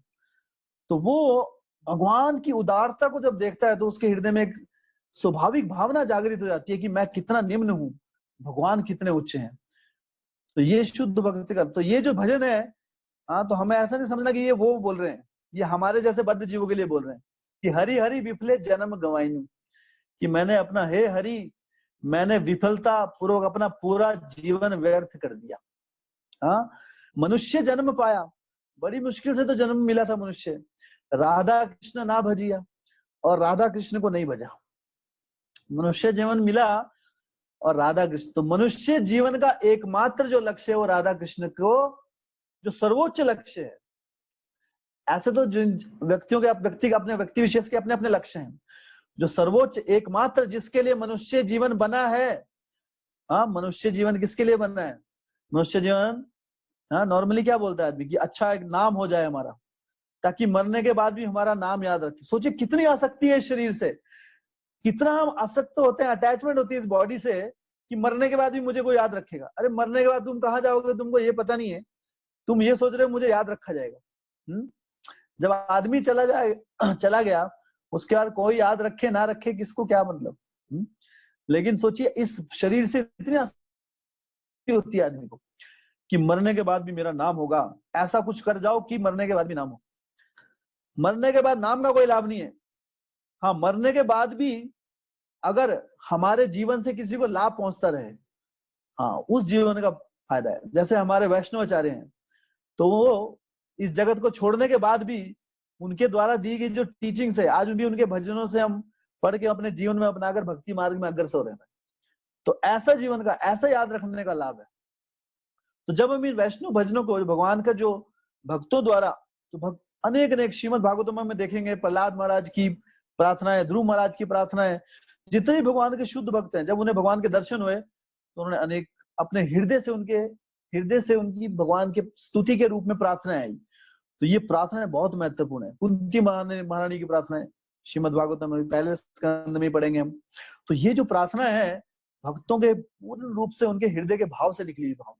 तो जब हम उन प्रार्थनाओं को रिपीट करते हैं, दोहराते हैं, तो भगवान जो है बहुत अधिक प्रसन्न होते हैं। क्यों? क्योंकि भगवान को जो प्रसन्न है, कोई आम व्यक्ति की प्रार्थना प्रसन्न नहीं कर सकती है। भगवान के शुद्ध भक्त, जब तक हृदय पूर्ण रूप से शुद्ध नहीं होगा, भगवान को हम क्या है, भगवान के साथ फ्लर्ट नहीं कर सकते हम, है ना, कि कुछ भी बोले, भगवान आप ही मेरे सब कुछ हैं, आप ही दीन दयाल है ना, आपके बिना मेरे जीवन का कोई लाभ नहीं है। हाँ, लेकिन कार्य ऐसे करेंगे जिसकी भगवान उसमें होता ही नहीं है कहीं पे। तो भगवान देखते फ्लर्ट करे, भगवान को पता है हृदय, हमारा हृदय पता है सबको, भगवान को। तो भगवान अपने शुद्ध भक्तों की जो प्रार्थना है, क्योंकि शुद्ध भक्त की जो प्रार्थना है वो बोलते हैं, वो होते भी हैं। वो सिर्फ बोलते नहीं है कि हम कुछ भी बोले, हरि हरि बिफले जन्म गवाइन, वो सच में सोचते, उनके अंदर की हृदय की भावना होती है। तो जब हम इन भावनाओं, भगवान श्रीमद भागवतम क्या है, सारे के सारे जो भगवान के भक्त हैं, हाँ, उन्हीं की लीला है, उन्होंने कैसा भगवान के साथ, उनकी प्रार्थना है इसमें। तो जब हम इनको श्रवण करते हैं, फिर से रिपीट करते हैं, भगवान को प्रसन्नता पहुंचती है। क्यों? कह रहे मेरे शुद्ध भक्त ने भी यही भजन गाया था और ये व्यक्ति भी वही गा रहा है, हाँ, तो इसे मैं कृपा दूंगा। क्यों? क्योंकि मेरे शुद्ध भक्त की वाणी को रिपीट कर रहे हो। क्योंकि भगवान अपने, है ना, भक्तों से बहुत प्रेम करते हैं। तो जैसे कोई एक बच्चा होता है, छोटा बच्चा, अब कोई छोटा बच्चा है, अभी कोई गृहस्थ है, गृहस्थ, उसके बच्चे की कोई तारीफ करता है और एक दूसरा व्यक्ति किसी व्यक्ति की खुद तारीफ करता है, तो व्यक्ति कब ज्यादा प्रसन्न होगा? जब बच्चे की तारीफ होगी। अपनी अपनी तारीफ से कोई प्रसन्न होगा, ठीक है, लेकिन किसी बच्चे की अगर तारीफ कर दें उसकी हम, तो बोलेगा अरे कितना कितना अच्छा व्यक्ति है ना, मेरे बच्चे की तारीफ कर रहे। तो भगवान भी वैसे ही है, हाँ, उनके तो सारे बच्चे हैं। तो जब भगवान के शुद्ध भक्त हैं, वो भगवान के बहुत हृदय के क्लोज होते हैं वो बच्चे। हाँ, भगवान कहते हैं कि जो मेरे भक्त हैं, हम भक्त पराधीनो। भक्त क्या है? भगवान क्या है? अपने भक्तों के इसलिए भगवान का जो एक नाम है वो क्या है, भक्त वत्सल। वो अपने भक्तों से बहुत प्रेम करते हैं, हाँ, उनकी भक्ति। तो जब उनके शुद्ध भक्तों की शरण में आकर, हाँ, उनके अनुयायी बनकर और उन्हीं की चीजों को रिपीट, इसलिए क्या बोलते हैं, महाजनों ना गता संपन्नता, हमें कुछ अपना मैन्युफैक्चर नहीं करना है। जो शास्त्रों में हमारे आचार्य गणों ने हमें दिया है उसी चीज को यथारूप दोहराना है, तब भगवान पर। इसे तो परंपरा कहते हैं। परंपरा का अर्थ क्या है? परंपरा मतलब, एक बार श्रील प्रभुपाद जी विदेश में, उन्होंने श्रील प्रभुपाद जी ने कितनी कितनी बुक्स का ट्रांसलेशन किया है। श्रीमद भागवतम सबसे बड़ा लिटरेचर है ना, श्रीमद भागवतम, श्रीमद भगवद गीता, हाँ, भक्ति रसामृत सिंधु, चैतन्य चरितामृत, अनेक अनेक लिटरेचर है ना। प्रभुपाद जी ने कहा कि अगर मेरे पास समय होता उसके बाद मैं रामायण करता। तो प्रभुपाद जी चले गए तो लेकिन रामायण रहेगी। तो प्रभुपाद जी ने इतने लिटरेचर्स को उन्होंने उसकी ट्रांसलेशन की, उनके तात्पर्य लिखे। तो प्रभुपाद जी जो अपने तात्पर्यों में जो लिखते हैं, वो जो पुराने जो आचार्य हैं उन्हीं की जो टीका है, टिप्पणियां हैं, उसमें से बहुत कुछ लेके उसी को ही उसमें अपना भाव प्रस्तुत करके, लेकिन अलग नहीं लिखा उन्होंने। तो एक व्यक्ति ने उनसे पूछा कि प्रभुपाद जी जितनी भी आपकी ट्रांसलेशंस हैं उसमें जो पुराने जो आचार्य हैं ज्यादा से उन्हीं से मिलता जुलता है। तो प्रभुपाद जी कहते हैं बहुत बहुत धन्यवाद, थैंक यू सो मच, इससे कॉम्प्लीमेंट। क्यों? कि आपने ऐसा कहा कि मेरी टीका जो है वो पुराने आचार्यों से मिलती है, इसका मतलब मैं परंपरा में हूं, मैंने परंपरा से बाहर नहीं लिखा है कुछ। लेकिन इस जगत का प्राणी कैसा होता है, वो अपना मान सम्मान के लिए कुछ अलग लिखना चाहता है। अब वो अलग अलग लिखने के चक्कर में क्या होता है, चाहे वो सही है गलत है, उससे लाभ होगा किसी को हानि होगी, उस व्यक्ति नहीं सोचता, अलग लिखना है मुझे। एक बार हमारे देश के एक राष्ट्रपति थे, है ना, तो उन्होंने क्या किया, भगवत गीता के ऊपर टिप्पणी लिख दी, और भगवत गीता में पता नहीं क्या क्या लिख दिया उन्होंने, इधर उधर की बातें बहुत कुछ। प्रभुपाद जी बताते हैं उनके बारे में। तो प्रभुपाद जी कहते हैं कि ऐसा नहीं कि आप प्रधानमंत्री है तो आप हर चीज के ऊपर टिप्पणी कर सकते हैं, ऐसा नहीं। हाँ, अध्यात्म के बाद टिप्पणी करनी तो आपको अध्यात्म ज्ञान होना चाहिए पहले। ऐसा नहीं कि कोई भी किसी चीज के ऊपर टिप्पणी कर दे। हाँ, लेकिन ये भौतिक चेतना होती है। अभी सचिन तेंदुलकर की अगर भागवत की कथा चल रही है, अगर पैरेलली अभी हमारे यहाँ पे चल रहे हैं, सचिन तेंदुलकर भी दे रहा है, तो यहाँ खाली हो जाएगा सब, है ना। सचिन तेंदुलकर के वहां भीड़ लग जाएगी, जगह नहीं मिलेगी जूम में, है ना। सचिन तेंदुलकर भागवतम कर रहे हैं, तो लोग ये नहीं सोचते रहे सचिन तेंदुलकर की क्या योग्यता है भागवतम बोलने की, उसने कभी पढ़ी भी नहीं होगी भागवतम, लेकिन उन्होंने व्यक्ति नाम के पीछे भाग जाता है और इस प्रकार अपना जीवन व्यर्थ कर देते हैं हम। हाँ, इसलिए हरि हरि विफले शास्त्र बता रहे हैं, आचार्य परंपरागत एक ही वाणी आ रही है कि हमें क्या करना है, राधा कृष्ण जो है उनको सर्वोपरि मानकर अपना जीवन बिताए।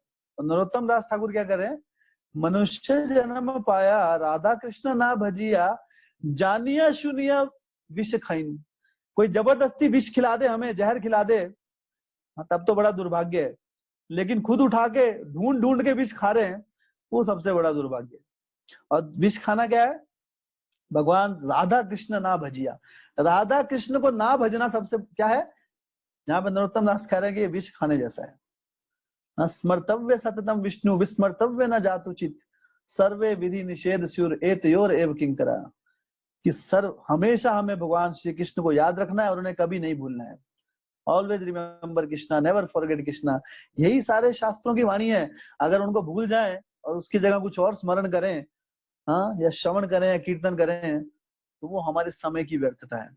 सहानी स्तन महाछिद्रम समोहा सच विभ्रमा, यन मुहूर्तम क्षणम वापी वासुदेवम न चिंतेत।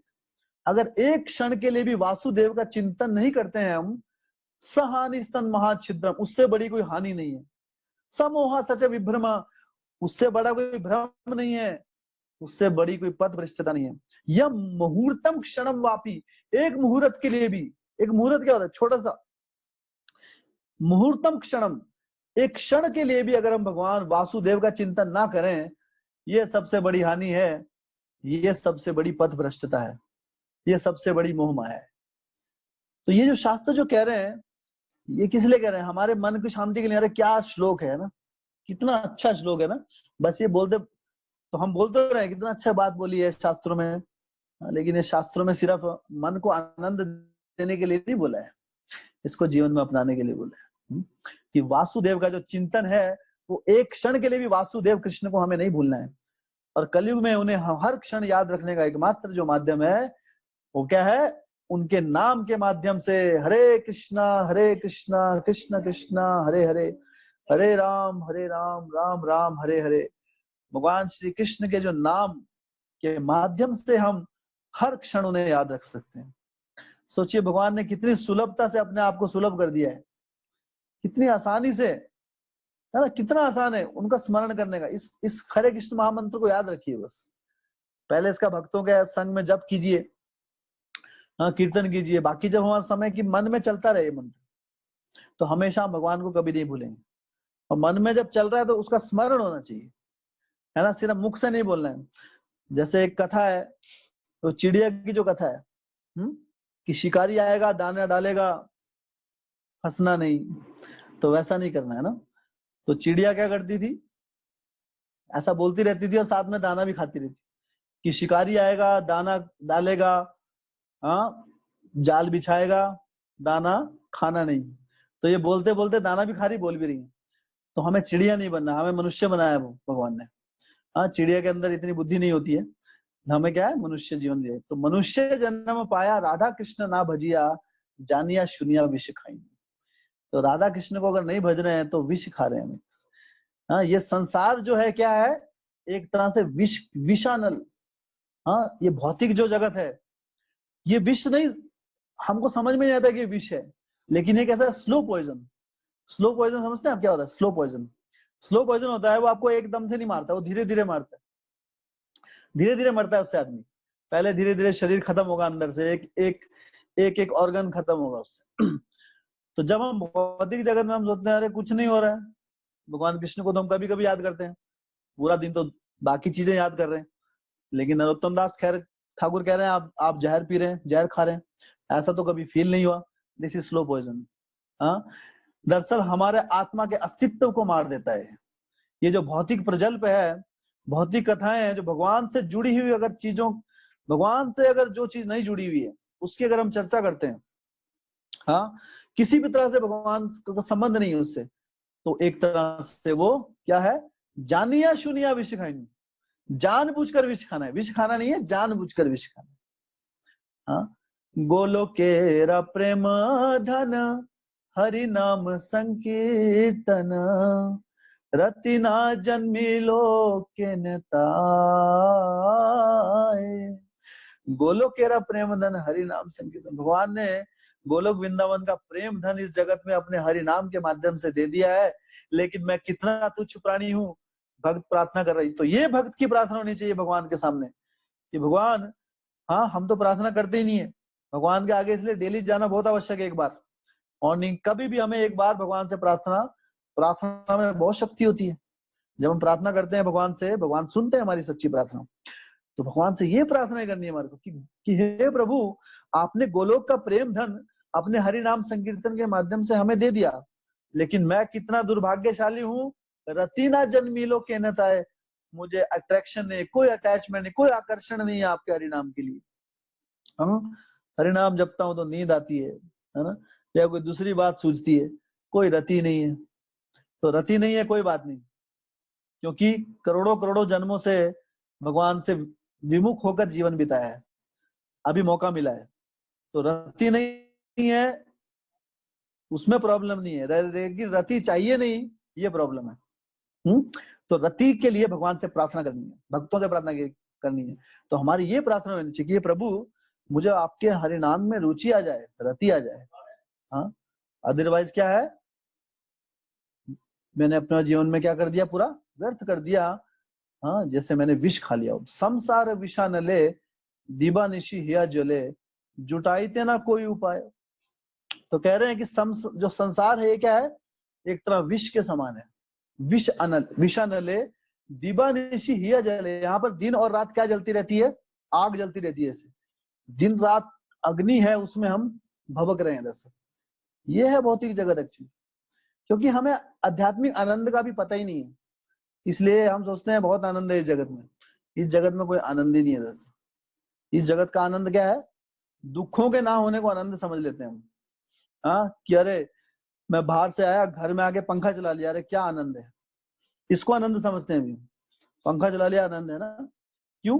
लेकिन उसके लिए क्या होगा, पहले गर्मी में जाना पड़ेगा, पहले गर्मी में जाओ, दुख उठाओ, फिर दुख को भगाओ, उसको बोलते हैं हम खुशी आ गई।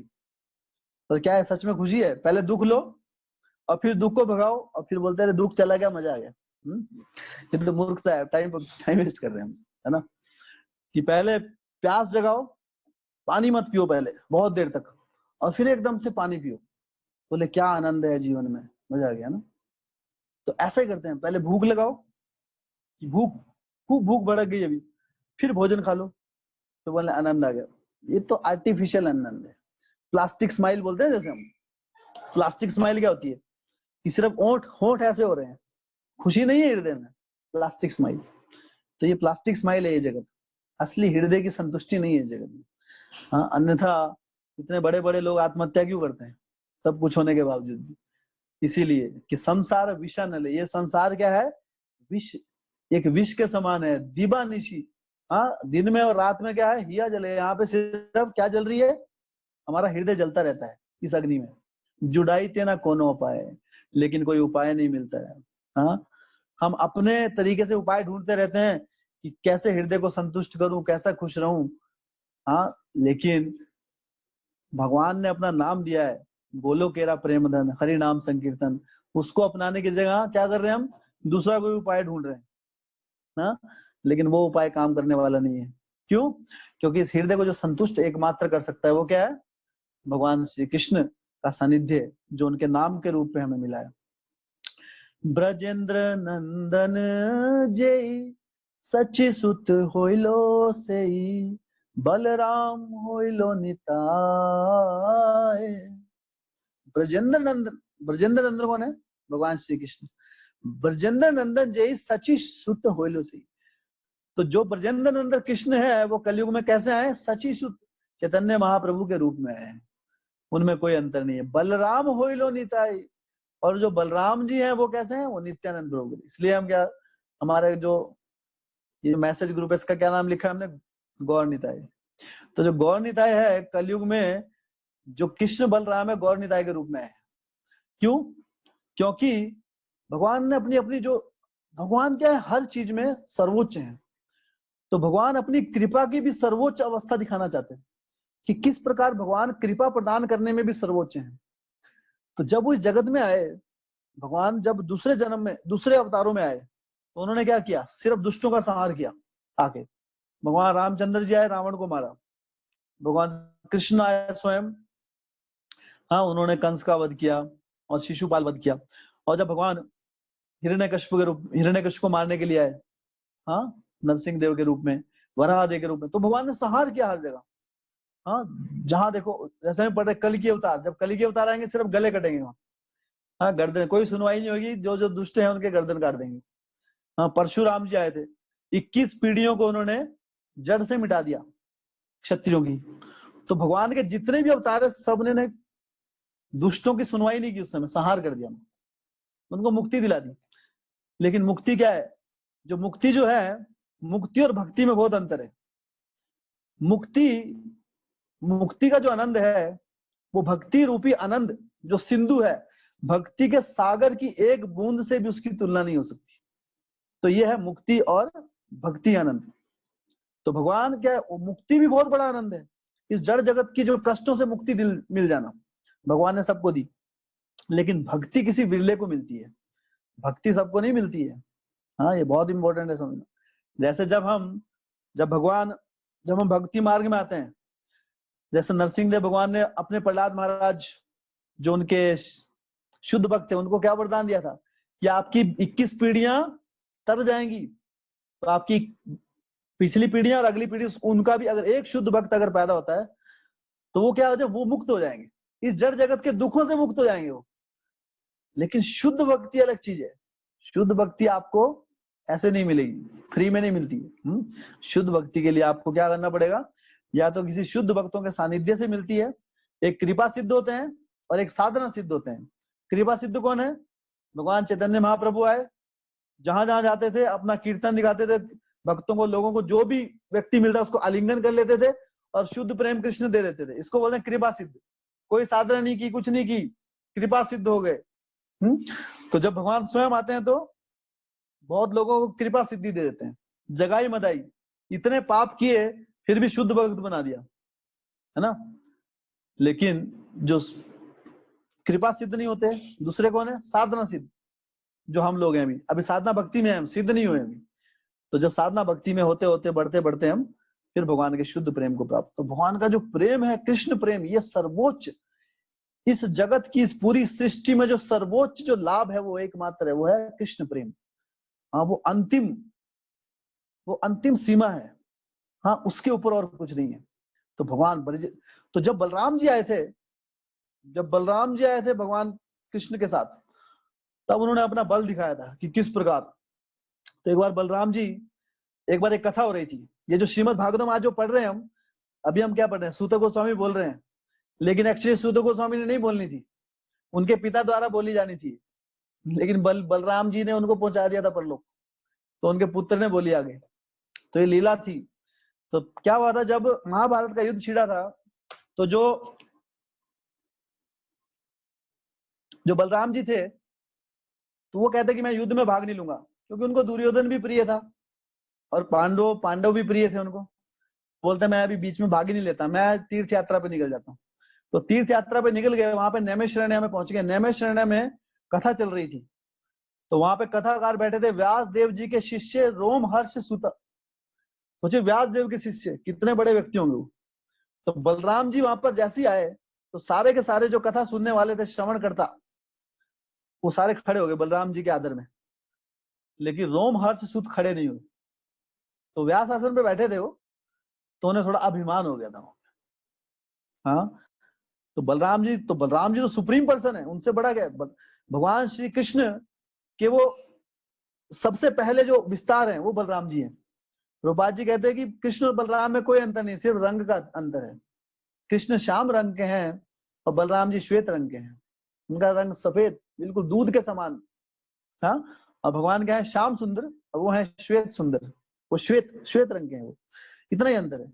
तो जब बलराम जी वहां पर आए, अब वो तो जगत गुरु है, बलराम जी कौन है? वो गुरु तत्व है, तो उन्हें तो शिक्षा देनी है। जो गुरु क्या होता है, गुरु का क्या फर्ज होता है कि जगत में लोगों को शिक्षा दें कि किस प्रकार वो भगवान से जुड़े और अभिमान उनके हृदय से निकालें। तो बलराम जी तो जगत गुरु हैं, तो रोमहर्ष जो सूत थे वो क्या खड़े नहीं हुए उनके आदर में। तो भगवान ने सोचा, बलराम जी ने, कि ये व्यक्ति भागवत की कथा करने के लायक नहीं है, जिसे किसी का आदर करना नहीं है, जिसके हृदय में अभिमान आ गया अभी। हाँ, और व्यास देव जी जो है, व्यास गद्दी पे बैठ के, मतलब जो व्यास देव जी ने सिखाया, व्यास देव जी स्वयं भगवान के अवतार हैं। हाँ, शक्तिवेश अवतार। तो वो अगर उसके और एक अभिमान के वशीभूत जो व्यक्ति है, वो कभी भी व्यास आसन पर बैठने के लिए उपयुक्त व्यक्ति नहीं है। तो बलराम जी ने उन्हें सबक सिखाने के लिए एक तिनका उठाया, और उस तिनकों को जस्ट उठा के क्या किया, सिर्फ रोमहर्ष सूत को छू दिया ऐसे, और वहां पर ही उनका वो क्या हो गया, हाँ, उनकी मृत्यु होगी। रोमहर्ष सूत वहां पे ही उस तिनके के स्पर्श मात्र से। तो बलराम जी है, बलराम जी की शक्ति के सामने कौन टिकेगा। तो उसके बाद उन्हें तिनके से उनकी हत्या कर दी। सोचो, सबके सामने, सारे के सारे नैमिषारण्य में, जो हमें भी पढ़ रहे हैं, शौनक ऋषि वगैरह, ये सारे बैठे हुए वहां पे कि भागवतम सुनाई जाए। अभी तो भागवतम मिल गई हमारे को रेडी में, तब तक भागवतम नहीं आई थी। भागवतम थी, सुखदेव गोस्वामी ने बोली थी, फिर दूसरी बार जो बोली गई, जो हमारे पास भागवतम है, वो सेम भागवतम। तो ये सब रोमहर्ष सूत देने वाले थे। सूत गोस्वामी उनके जो पुत्र थे वो नहीं देने वाले थे, तो उनकी तो हत्या कर दी। तो सारे के सारे ब्राह्मण गण वहां पर आए बलराम जी के पास कि हे बलराम जी, देखिए आपने तो लीला कर दी अभी, और आप तो लीला पुरुषोत्तम है, आपकी लीलाओं पे कौन बीच में आ सकता है। आपने जो कर दिया तो कर दिया अभी, है ना। आपको टोकने वाला और कोई नहीं। हाँ, आप तो स्वरूप, हाँ, पूर्ण पुरुषोत्तम भगवान है। तो लेकिन एक समस्या है प्रभु, कि हमने भागवत कथा शुरू करने से पहले इस रोमहर्ष सूत को दीर्घ आयु का आशीर्वाद दिया था, पर हम तो ब्राह्मण हैं, ब्राह्मणों का आशीर्वाद कभी खाली नहीं जाना चाहिए। और अभी अभी दीर्घ आयु का दिया था कथा शुरू होने से पहले, और उतने में आप आ गए और इसका अंतिम संस्कार कर दिया आपने। तो दीर्घायु तो कहा है ना, तो एक दिन भी नहीं जिया। तो उस समय जो बलराम जी ने नम्रता दिखाई, तो बलराम जी बहुत नम्र हो गए ब्राह्मणों के सामने कि अच्छा मुझसे कुछ गलती हो गई तो कोई बात नहीं, पुनः जीवित कर देते हैं। बलराम जी के लिए क्या मुश्किल है कि पुनः जीवित बिठा देते हैं इसको वापिस।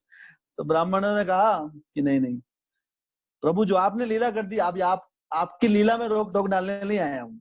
आपने जो कर दिया वो परफेक्ट है, उसके ऊपर कुछ नहीं है। भगवान जो करते हैं, भगवान कोई चीज गलती से नहीं करते हैं कि गलती हो गई फिर सुधार लेते हैं, ऐसा नहीं है। वो तो भगवान ऐसी लीला कर रहे थे। भगवान जो करते हैं वो क्या होता है, वो शाश्वत रूप से सत्य होता है। भगवान की लीलाओं में कोई गलती नहीं होती है। जैसे हम बोलते हैं ना कि अरे हाँ ऐसा हो गया चलो माफ करना, फिर दूसरा कर लेते हैं, है ना। तो भगवान ऋषिगण ने कहा कि नहीं नहीं, लेकिन आप एक काम कर सकते हैं, एक की जो, तो बलराम जी ने बताया उन्हें। तो बोले कोई उपाय दीजिए इसका। बलराम ने कहा जो पुत्र होता है, जो पिता होता है, वो अपने पुत्र के रूप में जीवन व्यतीत करता है। पिता जो है वो पुत्र के रूप में जीता है। तो जो पिता का जो पुत्र है वो दरअसल एक तरह से पिता का ही पुत्र, पिता का प्रतिनिधि होता है। तो इनका जो पुत्र है वो भी गुणवान है, हाँ, उनके अंदर सर्व गुण संपन्न है। और क्या है, वो बहुत नम्र है। और उन्होंने सुखदेव गोस्वामी जी से, सुखदेव गोस्वामी जब परीक्षित महाराज को जब शिक्षा दे रहे थे उस समय उनके सानिध्य में उन्होंने श्रीमद भागवतम का श्रवण किया था, और वो श्रुतिधर है। तो आप उन्हें आशीर्वाद दे दीजिए। हाँ, तो उनके आशीर्वाद से, तो फिर बलराम जी के आशीर्वाद से और ब्राह्मणों के आशीर्वाद से फिर सूत गोस्वामी गद्दी पर बैठे। तो जो हम भागवत सुन रहे हैं, सूत गोस्वामी जी ने जो अभी शुरुआत की है, ये कोई आम व्यक्ति नहीं है, बलराम जी ने रिकमेंड किया है इनको स्पेशल। तो बलराम जी स्वयं आकर, तो यही बलराम जी जब कलयुग में आते हैं नित्यानंद प्रभु के रूप में, तो जिन्होंने रोमहर्ष सूत को एक तिनके से मार दिया था, अब वो तिनके को अपने मुंह पे रखकर, अपने मुंह में दबाकर लोगों से भिक्षा मांग रहे हैं कि हरि नाम कर लो, हरि नाम जप लो, हाँ? भज कि भज गौरांगा, कहो गौरांगा, लहो गौरांगेर नाम रे, जे जना गौरांग भजे, से हाय मोरा प्राण रे। तो ऐसा भजन करते थे और कहते थे कि हे, कि भजो कृष्ण को, भजो कृष्ण आपके माता है, कृष्ण आपके पिता है, कृष्ण आपके प्राण धन है, इस हरे कृष्ण महामंत्र का जप करो। और लोग उन्हें कई बार भगा देते थे कि आप जाओ। सोचो वही बलराम जिन्होंने एक तिनके से किसी को हत्या कर दी, हाँ, क्षण भी नहीं लगाया, वही बलराम जिन्होंने पूरा हस्तिनापुर अपने हल से उठा के यमुना में फेंकने चले थे, और सारे के सारे उस समय दुर्योधन, कर्ण, भीष्म पितामह सब थर थर कांप रहे थे। ऐसे बलराम हाथ जोड़कर बोल रहे हैं कि हरि नाम जप लो। हाँ, सोचे कितनी बड़ी उदारता है, उदारता की सीमा हो गई है। हाँ, तो भगवान आके खुद हाथ जोड़ रहे हैं, मार खे प्रेमा दे दयाल तो नहीं है। और लोग कई बार मारते थे उनको, पत्थर मार दे, लो भागो यहाँ से। हाँ, जो मूर्ख लोग थे, समझते नहीं थे। तो मार खे, तो मार खाते थे और बदले में क्या देते थे, प्रेम दे। मार खे प्रेम दे, दया, उनसे बड़ा दयालु कौन हो सकता है। मद्दाई ने उनके सिर पे मार दिया। हाँ, नित्यानंद प्रभु के शरीर से रक्त निकलना शुरू हो गया। तो चैतन्य महाप्रभु ने उस समय अपना सुदर्शन चक्र बुला लिया कि मेरे भक्त के ऊपर कोई ऐसा आघात कर सकता। तो चैतन्य महाप्रभु के चरणों में पड़ गए नित्यानंद प्रभु, हाँ, कि मुझे इसकी कोई दर्द नहीं है, मुझे असली दर्द है कि लोग अपना जो जीवन व्यर्थ कर रहे हैं, हरि हरि विफले जन्म गवाइनु, राधा कृष्ण ना भजिया, जानिया सुनिया विष खाइनु, कि जानबूझ कर जो लोग विष खा रहे हैं भगवान के इस हरि नाम को सिरे से अपने जीवन में कितने कष्ट उठा रहे हैं भगवान से विहीन जीवन बिताकर, मुझे इस बात का कष्ट है और मुझे कोई कष्ट नहीं है। कृपा करके हे महाप्रभु इन जगाई मदाई को अपना प्रेम दीजिए। हाँ, तो महाप्रभु ने कहा कि अगर तुम इन्हें माफ कर दोगे, हाँ, तभी इनकी कोई गति है। तो भगवान क्या है, अपने भक्तों के ऊपर भगवान भी डिसीजन नहीं लेते हैं। भगवान अपना डिसीजन जो है अपने भक्तों पे छोड़ देते हैं। तो बलराम जी है वो हमेशा भगवान श्री कृष्ण के एक भक्त के रूप में ही वो लीलाएं करते हैं। तो नित्यानंद प्रभु जो थे, जो इतने बलवान हैं, बल, सारा बल उनसे आता है, सारा ब्रह्मांड उनके ऊपर टिका है अनंत शेष के रूप में। वो बलराम जी धरती पे लेट लेट कर, इतने नम्र होकर, मुंह में तिनका डालकर हमसे प्रार्थना कर रहे हैं कि इस हरे कृष्ण महामंत्र को अपने जीवन में अपना लो प्लीज, कृपा करके। और हम कौन है? हमारी कोई योग्यता नहीं है, बस उनके एक दास बनकर उन्हीं की वाणी को आप तक पहुंचा रहे हैं, और कुछ नहीं है। हमारे अपना कुछ नहीं दे सकते, ये तो भगवान की कृपा है दस। हाँ, ये नित्यानंद प्रभु की कृपा है। तो कृपा करके इसे अपने जीवन में अपनाइए। ब्रजेंद्र निंदर जेई सची शुत हो सही, बलराम होइलो नताई, दीनहीन जत छिलो हरि नाम उद्धारी लो। जितने भी दुनिया में जगत में दीनहीन हैं, जितने भी पापी लोग हैं, हरि नाम से सबका उद्धार हो जाता है। दीनहीन जत छिलो हरि नाम उद्धारी लो, तारा साक्षी जगाई मदाई। और इसका साक्षी क्या है? जगाई मदाई, जिनको हरि नाम ने तार दिया था। तो इस प्रकार भगवान श्री कृष्ण का जो नाम है वो हमारे जीवन के अमृत है, और भगवान स्वयं आए सोचे वो देने के लिए। कितनी बड़ी कृपा है। हाँ, जैसे हम सोचे कि चलो हमने शास्त्रों से कोई चीज पढ़ी, उसे जीवन में अपनाया, तो उसकी वैल्यू होती है, शास्त्रों में लिखी हुई वैल्यू होती है। लेकिन शास्त्रों में लिखी हुई चीज को भगवान स्वयं अपने उदाहरण से हाथ जोड़कर दे रहे हैं, और हम ऐसे बैठे नहीं, हम नहीं लेंगे, हमको नहीं लेना है। अरे हाथ बढ़ाओ, है ना, और आशीर्वाद लो, इस हरि नाम को जीवन में अपनाओ। ये एकमात्र ही जीवन का लक्ष्य है, और कुछ नहीं जीवन में। हाँ, जानिया सुनिया, जानबूझकर विष मत खाइए। हाँ, भगवान श्री कृष्ण का जो नाम है, श्रीमती राधा रानी की कृपा, भगवान श्री कृष्ण की संपूर्ण कृपा इस एक हरि नाम के अंदर है। तो इस हरि नाम को पूर्ण हृदय से अपने जीवन में अपनाइए। भक्तों के संग में आकर नियमित रूप से प्रातः काल में, अगर संभव है आपके लिए, हाँ, और कुछ भी असंभव नहीं है, मनुष्य को डिटर्मिनेशन दिए भगवान ने, इसलिए मनुष्य जीवन ही ऐसा है जिसमें डिटर्मिनेशन होती है, दृढ़ निश्चयता। तो निश्चय कीजिए, हाँ, और अपना सानिध्य दीजिए सभी भक्तों को, और नियमित रूप से इसका जप कीजिए, तो भगवान को अत्यधिक प्रसन्नता होती है इससे। जब हम भगवान का नाम जप करते हैं तो भगवान बहुत प्रसन्न होते हैं कि मैं कितना नम्र है, हाँ, मेरी आज्ञाओं का पालन तो कर रहे हैं। और ये भगवान की सबसे सर्वोच्च आज्ञा है। सारे के सारी परंपरागत सभी गुरुओं की, व्यास देव जी, नारद मुनि की सबसे पहली जो आज्ञा है हर व्यक्ति के लिए, वो क्या है? इस हरि नाम का जप करना। आप श्रीमद् भागवतम में एक ही चीज पढ़ेंगे आप, और कुछ नहीं है।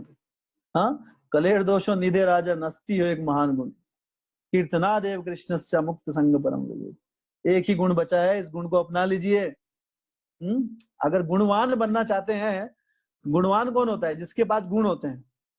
लेकिन कलयुग में तो एक ही गुण बचा है, तो वही नहीं अपनाया तो गुणवान नहीं बन सकते हम। हाँ, अस्ति हो एक महान गुण, कीर्तना देव कृष्ण से मुक्त संग। तो इस गुण को अपने जीवन में अपनाइए, हृदय पूर्वक, नम्रता पूर्वक, भक्तों के संग में आकर, और फिर अपने जीवन में चमत्कार देखिए। हमें चमत्कार देखने होते हैं ना, हम चमत्कार से बहुत प्रभावित होते हैं लोग, है ना। कोई चमत्कारी बाबा जी आ गए, कोई, है ना, अरे उसने हाथ से राख निकाल, ये सब छोटे मोटे चमत्कार है। हरि नाम का चमत्कार देखिए आप। हरि नाम अपने जीवन में आएगा तो क्या होगा?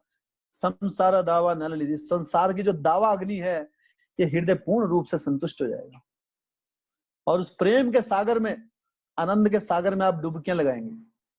सबको वही चाहिए ना। तो ये अवेलेबल है हमारे पास हरि नाम के माध्यम से। तो हरे कृष्ण को, महामंत्र को अपने जीवन में अपनाइए, बिना किसी संकोच के और बिना किसी देरी के। समय नहीं है हमारे पास। मनुष्य जीवन पाया, मनुष्य जीवन बहुत मुश्किल से मिलता है। हाँ, कम मृत्यु आ जाए कुछ पता नहीं। तो पूर्ण हृदय से अपने बहुत बहुत धन्यवाद। ग्रंथराज श्रीमद् भागवतम की जय, श्रील प्रभुपाद की जय। करोड़ों करोड़ों जन्मों के बाद हरे नाम की चर्चा करने को मौका मिलता है। किसी का कोई प्रश्न है तो देखो। प्रभु जी, प्रश्न नहीं, एक डाउट है हल्का सा। मुक्ति और भुक्ति की बात हुई थी प्रभु जी, भुक्ति क्या चीज है? भक्ति, भुक्ति, भुक्ति, भुक्ति और भुक्ति, मुक्ति क्या होती है? भुक्ति, मुक्ति ना, मुक्ति, जी, लिबरेशन। जी जी। ओके, जो मुक्ति होती है, दरअसल शास्त्रों में 5 प्रकार की मुक्तियों का वर्णन किया गया है। 5 प्रकार की मुक्तियां हैं। सायुज्य, सायुज्य मुक्ति, हाँ, साष्टी मुक्ति।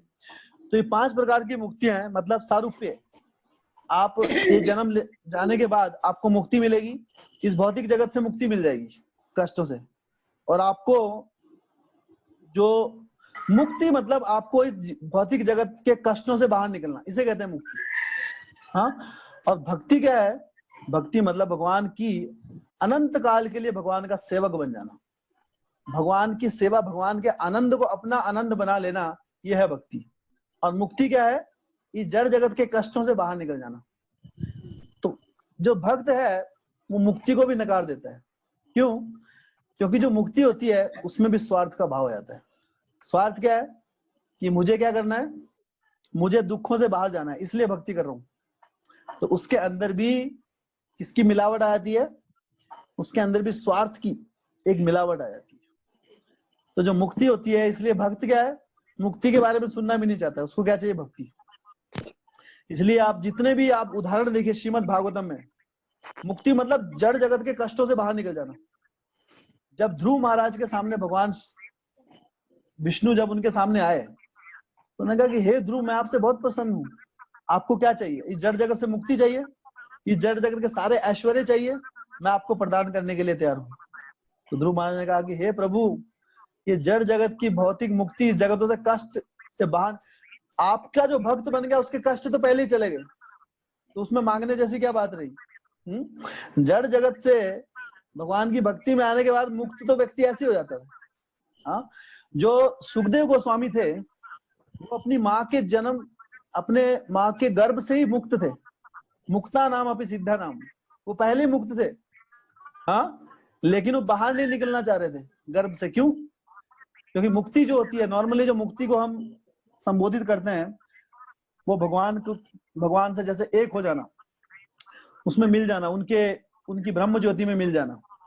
हाँ, और भगवान के साथ अपना अस्तित्व खो देना एक तरह से। तो वहां बहुत शांति है। हमने एक बार चर्चा की थी मनुष्य आनंद। हाँ, मनुष्य आनंद कितना बड़ा होता है, उससे 100 गुना अधिक देव आनंद, उससे बृहस्पति आनंद, उस तरह इतना आनंद, करोड़ों करोड़ों गुना मनुष्य आनंद, मनुष्य जितना आनंद, उतना आनंद होता है मुक्ति में। वो है मुक्ति का आनंद। मुक्ति बहुत बड़ी चीज है, लेकिन भक्त उसको भी नकार देता है। कहते हैं कि जो भगवान की भक्त बन जाता है, मुक्ति उसके दरवाजे पर हाथ जोड़ के खड़ी रहती है कि मुझे अपना लो, और भक्त उसे नकार देता है। क्यों? क्योंकि जो भक्ति है, वो भक्ति का जो आनंद है, भगवान की सेवा में जो आनंद है, हाँ, वो अपने आनंद की चेष्टा से बहुत बड़ा होता है। भगवान को आनंद देना अपने लिए आनंद की चेष्टा करने से बहुत सर्वोच्च होता है।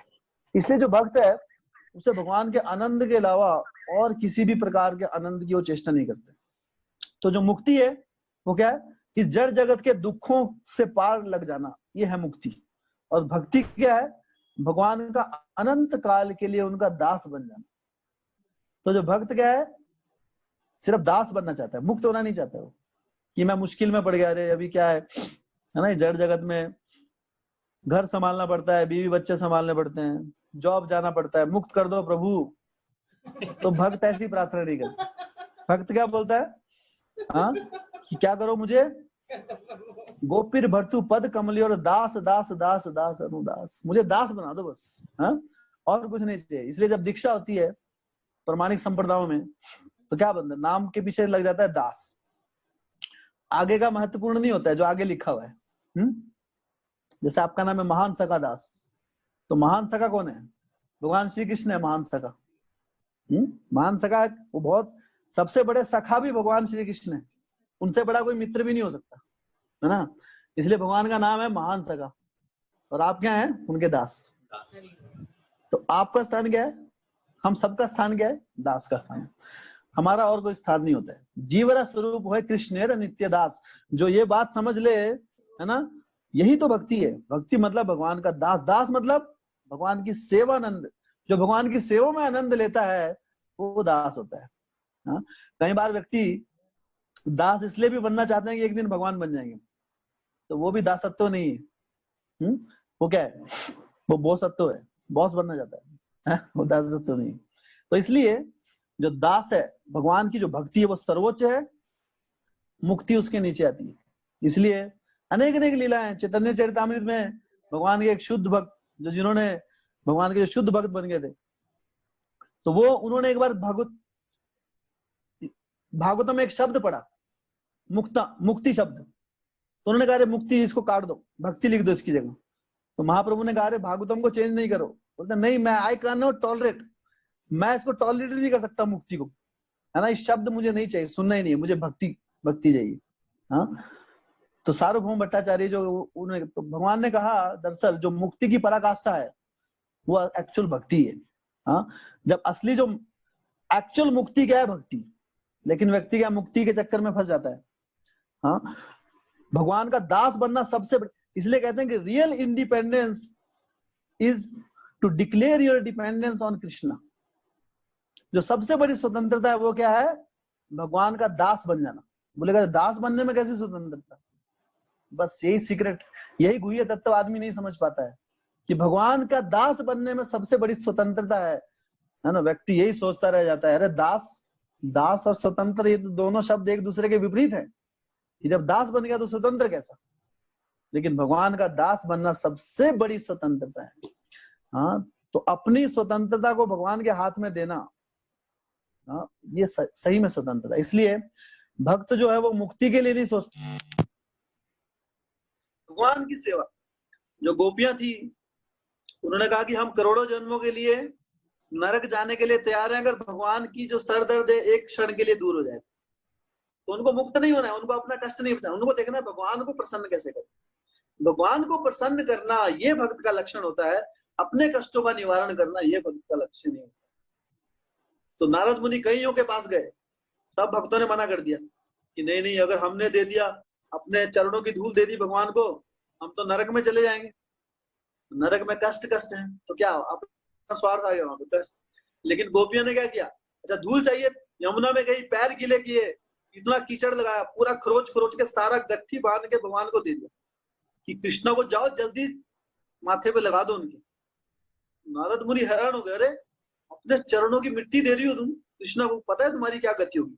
अरे गति होती है तो सोचती भी नहीं हम कभी, क्या गति होती है, तो क्या लिबरेशन होती है, गति है तो हम सोचती नहीं है। मुक्ति क्या चीज है हमारे सोच से ही परे है, हमारी डिक्शनरी में है ही नहीं। हमारी एक ही सोच है कि भगवान को प्रसन्न कैसे करें, हमारी क्या गति होगी, जो मर्जी होती रहे, हम कौन है, क्या अस्तित्व है हमारा, कुछ नहीं है, तुच्छ है। भगवान को प्रसन्न करना ये लक्ष्य है। तो इसलिए मुक्ति क्या है, अपनी प्रसन्नता, इस जड़ जगत के दुखों से बाहर निकलना मुक्ति है, और भगवान का अनंत काल के लिए सेवक बन जाना ये भक्ति। तो ये अंतर है। थैंक यू सो मच प्रभु जी, बहुत सुंदर आपने किया है। Hare Krishna. Thank you so much प्रभु जी, बहुत सुंदर कथा आपने सुनाई। सभी ने बहुत अच्छे से श्रवण आस्वादन किया है, सभी भक्तों ने पूरा आनंद लिया है और जीवन में अपनाने की पूरी कोशिश कर रहे हैं। इसी तरह से हमें अपने कथा का आस्वादन कराते रहें। और हरे कृष्णा। एक बार प्रभु जी के लिए सभी भक्त हरे कृष्णा महामंत्र का जाप करेंगे। हरे कृष्णा कृष्णा कृष्णा हरे हरे, हरे Ram Ram Ram Hare Hare. Thank you so much प्रभु जी।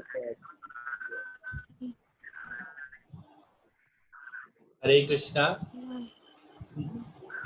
आप सभी भक्तों का बहुत बहुत धन्यवाद। आज की कथा में सभी भक्तों का स्वागत और अभिनंदन करते हैं। आज हमारे बीच संजय प्रभु चंडीगढ़ से इन्होंने ज्वाइन किया है। ये काफी अच्छे भक्त हैं। हरे कृष्णा। दर्शन कीजिए। शुद्ध भक्तों के दर्शन बहुत दुर्लभता से होते हैं। तो संजय प्रभु जी, आपका बहुत बहुत स्वागत है हमारी नित्य भागवत कथा में। सभी को हरे कृष्ण। सभी को हरे कृष्ण। हरे कृष्णा प्रभु जी। हरे कृष्णा। दंडवत प्रणाम। ये हमारे बहुत उच्च कोटि के भक्त हैं और ये हम सबको आशीर्वाद प्रदान करेंगे, सभी भक्तों को अपना। और हरि बोल। हरि बोल। हरि बोल। हरे कृष्ण। धन्यवाद। श्रीमद् भागवतम की जय। जय। श्रील प्रभुपाद की जय। अनंत कोटि वैष्णव वृंद की जय। रामाचार्य हरिदास ठाकुर की जय। कथा में आए हुए सभी भक्तों की जय। जय। जय। देव महान सगादास जी की जय। जय। थैंक यू सो मच प्रभु जी। हरे कृष्ण।